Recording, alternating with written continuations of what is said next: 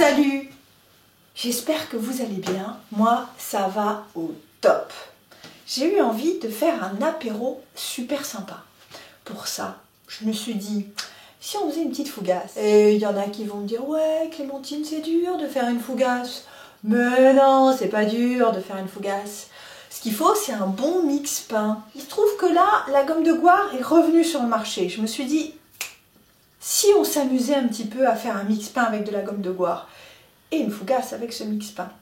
Ce mix pain, je vous l'ai fait il n'y a pas longtemps avec le cake de l'été. Donc je vais vous le proposer là tout de suite pour que vous le remettiez en tête. Vous allez le voir et on se retrouve après le mix pain.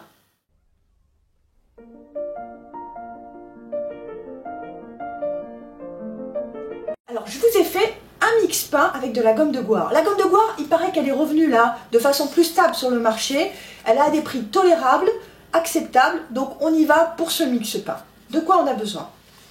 De 520 g de maïzena que j'ai tamisé, 480 g de farine de riz blanc et 20 g de gomme de goire. Et, dernière chose, une belle cuillère à café de sel. Une astuce importante, j'ai déjà eu des grosses galères avec ça. Vous prenez un sachet alimentaire et un deuxième et vous le mettez l'un dans l'autre. Parce que quand vous allez secouer, ça vous évite d'avoir des déconvenus s'il y en a un qui craque. Donc je prends les 520 g de maïzena tamisé.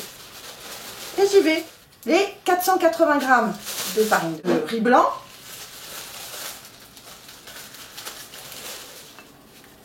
Les 20 g de gomme de goire. Une belle cuillère à café de sel, qu'elle soit belle. Je ferme les deux sachets. Super important, n'oubliez pas. Et je secoue. Je secoue bien. C'est comme ça que tout va bien se mélanger de façon uniforme et c'est top. Vous avez comme ça un peu plus d'1 kg de mix pain qui va vous servir pour le pain, pour les cakes salés hein, bien sûr. Et voilà, votre mix il est prêt. C'est parti pour les recettes. Ça y est, vous avez le mix pain en tête avec la gomme de goire. Donc j'ai fait quoi? J'ai pris 400 g de ce mix pain que j'ai mis dans un grand saladier. 2 sachets de 5 g de levure sèche du boulanger. Donc ça fait 10 g de levure sèche du boulanger. C'est de la levure instantanée.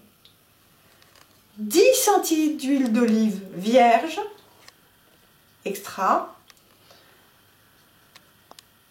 35 centilitres d'eau tiède. Une demi-cuillère à café de sel fin. Et 2 petites boîtes d'anchois à l'huile qu'on trouve au rayon frais. Et c'est des petites boîtes qui font 50 g. Pourquoi 2 boîtes d'anchois? Avec tout ça, on va faire 2 fougasses. 2 belles fougasses. Et donc 2 boîtes d'anchois. On y va, c'est parti pour la recette. Alors on commence par mettre la levure sèche du boulanger. Les 2 sachets.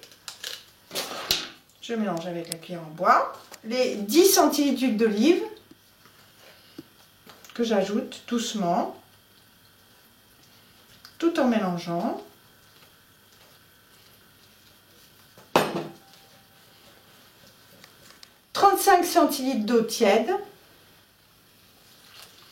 Petit à petit, je mélange, j'incorpore et j'ajoute. Vous voyez, j'ajoute l'eau petit à petit. J'incorpore à chaque fois. Hein. C'est une pâte qui est assez molle. Et j'ajoute une demi-cuillère à café de sel fin.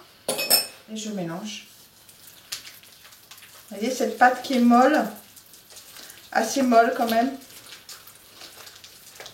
Et c'est comme ça, mais elle a de la force. Hein. Vous verrez en la mélangeant, ça fait des bras. Hein.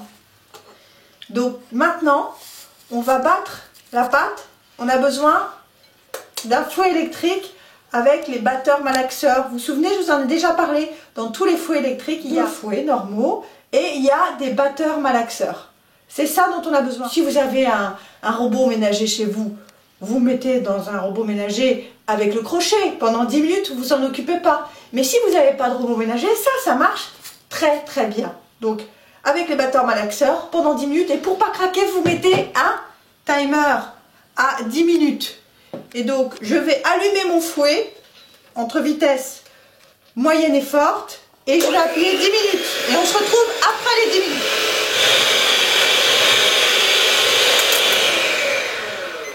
Ça y est, ça sonne.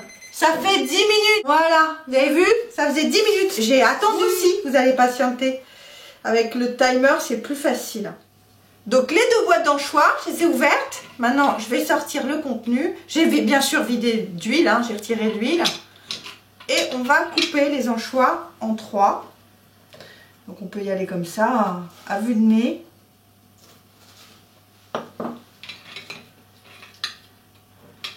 Pareil pour ça.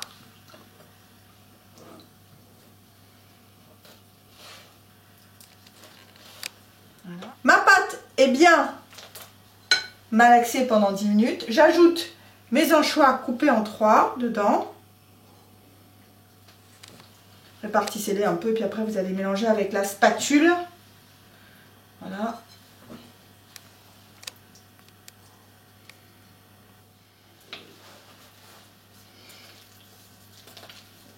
Mélanger avec la spatule. Faut pas trop la retravailler. Ça suffit. Voilà ma pâte. Maintenant, je vais la laisser pousser dans un endroit chaud. La mettez dans l'endroit le plus chaud de votre logement avec un linge propre dessus pour une demi-heure pour qu'elle pousse.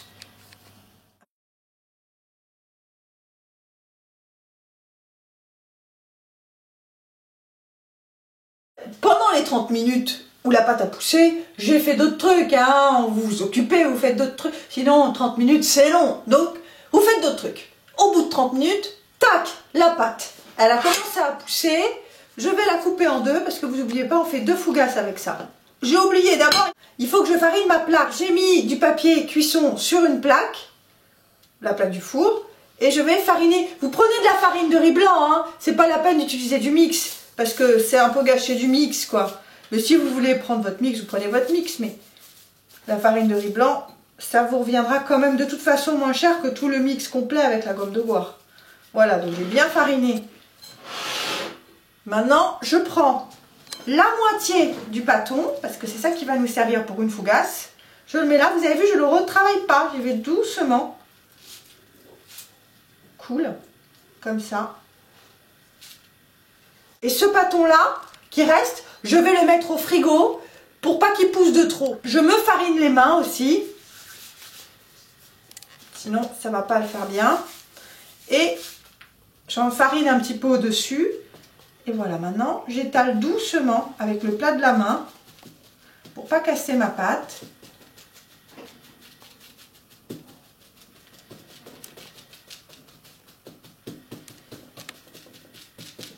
Je vais y aller doucement, avec tendresse.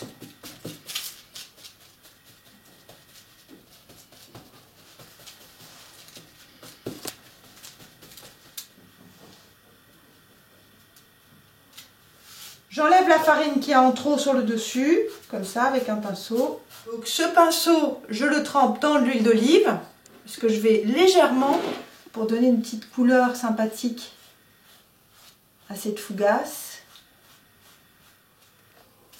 Ça va dorer comme ça.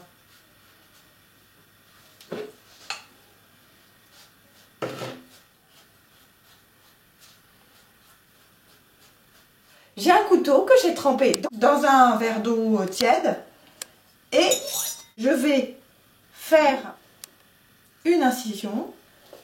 Je l'ouvre un peu. Si vous ne trempez pas le couteau dans l'eau, ça va s'accrocher. D'ailleurs, ça s'accroche. Donc, on retrempe un peu. Voilà. Et j'écarte plus facilement. Vous avez vu? Comme ça. Une autre incision.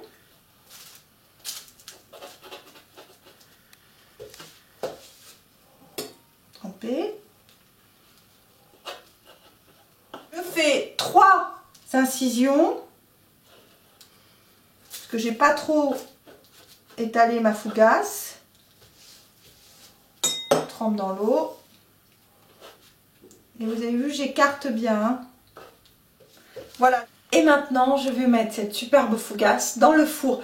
J'ai préchauffé mon four à 180 degrés pendant que la fougasse, elle poussait pour 30 minutes. Mon four, je l'ai allumé à 180 degrés. Donc mon four là, il est chaud. Donc je vais mettre cette fougasse sur la plaque à mi-hauteur du four qui est préchauffé à 180 degrés, thermostat 6, pour 40 minutes de cuisson. Et on se retrouve juste après.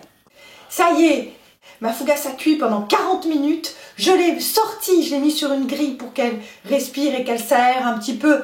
Et là, la deuxième est au four. Et là, elle est tiède, elle est parfaite. Regardez-la. Regardez-la comme elle est belle. Et la fougasse, elle ne se coupe pas au couteau, hein, elle se rompt à la main. Regardez. Voilà. C'est comme ça que ça se fait une fougasse. Voilà.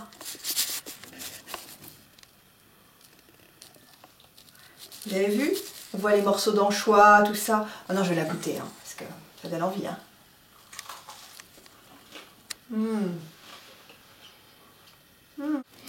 L'apéro de rêve. À dimanche prochain. Salut!